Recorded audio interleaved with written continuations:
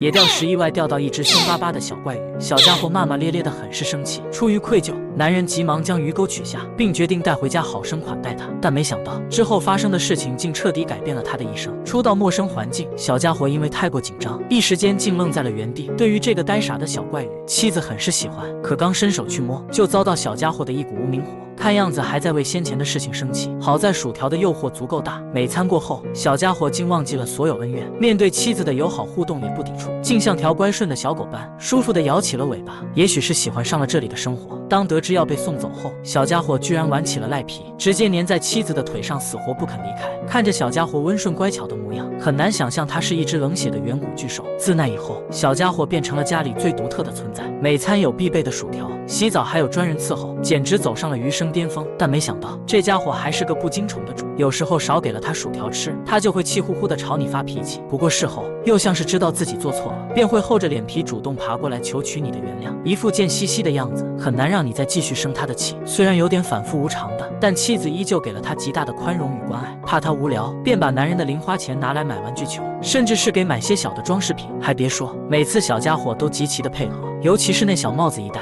颇有点西部牛仔的味道。真的很好奇，这家伙长大后是否还会这么听话。